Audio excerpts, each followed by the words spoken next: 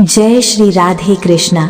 आप सभी श्रद्धालु जनों को मकर संक्रांति के इस पावन पर्व की हार्दिक शुभकामनाएं। ईश्वर से प्रार्थना है कि भगवान सूर्य नारायण की कृपा से और श्री लक्ष्मी नारायण के आशीर्वाद से आपके जीवन में सुख, शांति, समृद्धि और उत्तम स्वास्थ्य बना रहे। मकर संक्रांति केवल एक पर्व नहीं है, बल्कि ये धर्म, आस्था, कर्म और मोक्ष से जुड़ा हुआ एक अत्यंत पवित्र अवसर है, जब सूर्य देव अपनी उत्तरायण यात्रा प्रारंभ करते हैं और संपूर्ण सृष्टि में सकारात्मक ऊर्जा का संचार होता है। प्राचीन काल से ही ये माना गया है कि मकर संक्रांति के दिन किया गया स्नान, दान, जप, तप और श्राद्ध अनेक जन्मों के पापों का नाश करता है।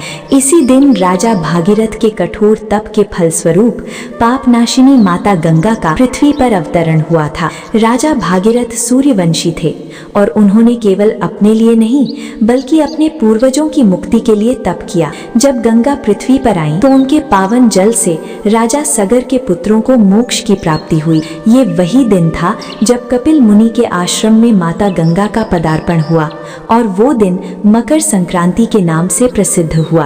कहते हैं कि जिस प्रकार गंगा जल का एक स्पर्श आत्मा को शुद्ध कर देता है, उसी प्रकार सच्चे भाव से किया गया व्रत और दान मनुष्य के जीवन को दिशा देता है। मकर संक्रांति के दिन प्रयागराज के त्रिवेणी संगम, गंगा सागर और अन्य पवित्र तीर्थों में स्नान करने का विशेष महत्व है। इस दिन सूर्य नारायण, भगवान विष्णु, माता लक्ष्मी और भगवान शिव की आराधना करने से जीवन के कष्ट दूर होते हैं। साथ ही पितरों की शांति के लिए तिल, जल और अर्घ्य से तर्पण करने की परंपरा भी इसी दिन से जुड़ी हुई है।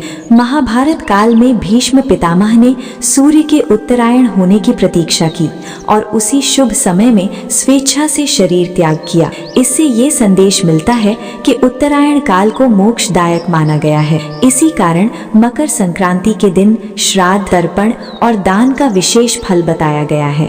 इसी पावन दिन से जुड़ी हुई एक अत्यंत पुण्यदायक कथा है धर्मराज व्रत की, जिसे सुनने और करने से मनुष्य को धर्मराज की विशेष कृपा प्राप्त होती है। ये कथा केवल सुनने की नहीं, बल्कि जीवन में धर्म के मार्ग पर चलने की प्रेरणा देने वाली है। प्राचीन समय की बात है। पृथ्वी लोक पर बब्रुवाहन नामक एक प्रतापी राजा का शासन था।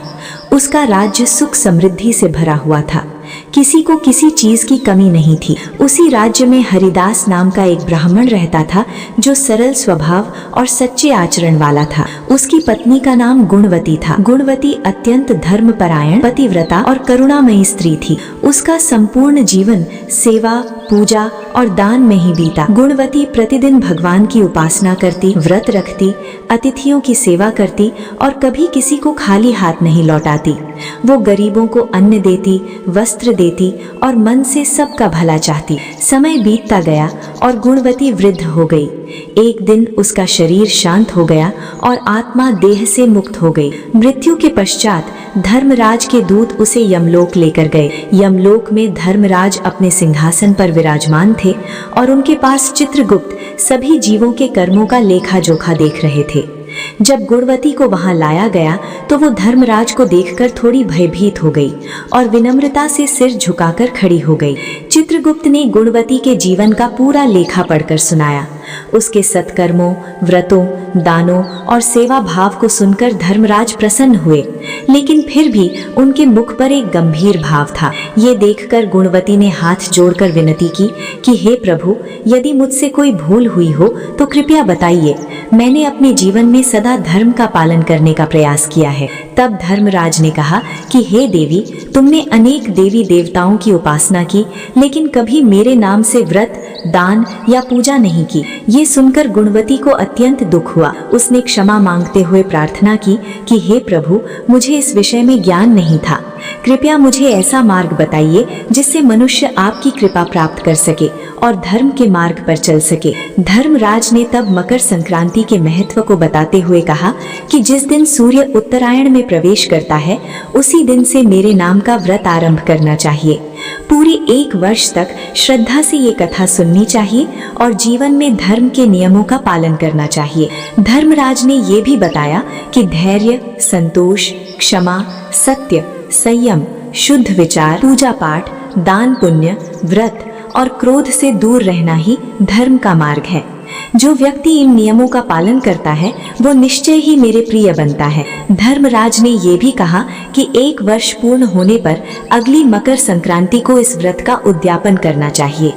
उस दिन विधि पूर्वक पूजा, हवन, चित्रगुप्त की आराधना, काले तिल के लड्डू का भोग, ब्राह्मण भोजन और जरूरतमंदों को वस्त्र, अन्न और सामर्थ्य अनुसार दान करना चाहिए। गुणवती ने विनम्रता से प्रार्थना की कि उसे पुनः मृत्यु लोक में भेजा जाए ताकि वो स्वयं ये व्रत कर सके और लोगों को इसका महत्व बता सके। धर्मराज ने उसकी प्रार्थना स्वीकार की और उसे धरती पर वापस भेज दिया।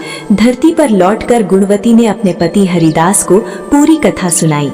मकर संक्रांति के दिन दोनों ने श्रद्धा से ये व्रत आरंभ किया। पूरे वर्ष नियम पूर्वक कथा सुनी, दान पुण्य किया और धर्म के मार्ग पर चले। इस व्रत के प्रभाव से उनके जीवन में शांति आई और अंततः उन्हें मोक्ष की प्राप्ति हुई। तो बोलिए प्रेम से धर्मराज की जय, यमराज की जय, सूर्य नारायण की जय, सर्व देवी देवताओं की जय। आशा है कि ये पावन कथा आपके मन को शांति और श्रद्धा से भर देगी। यदि आपको ये कथा, व्रत और धार्मिक जानकारी अच्छी लगी हो तो वीडियो को लाइक करें, अपने परिवार और मित्रों के साथ शेयर करें।